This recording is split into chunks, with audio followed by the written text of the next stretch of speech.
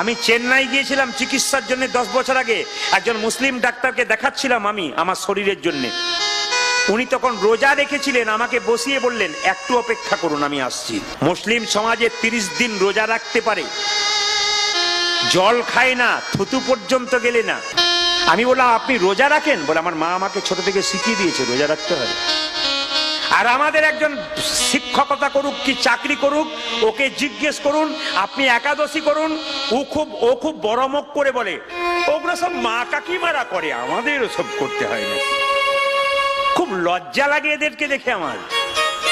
ওরই কলিগ একজন মুসলিম মাস্টার মশাই, উনি রোজা করতে পারেন, উনি শুক্রবার দিন মসজিদে নামাজ পড়তে পারেন। আর লজ্জা লাগা দরকার। আমি একটা হিন্দু শিক্ষক হয়ে মন্দিরের পাশ দিয়ে গিয়ে একবার প্রণাম করতে পারলাম না, তার আবার মুখের বড় বড় কথা। কি দাম আছে? শিক্ষা মুখে আছে, তোমার ব্যবহারে নাই। এ শিক্ষার মুখে মারো ছাই। ছাত্রদেরকে শেখাচ্ছ হাজার কথা আর নিজে শিখতে পাচ্ছ না, এ শিক্ষার কোনো দাম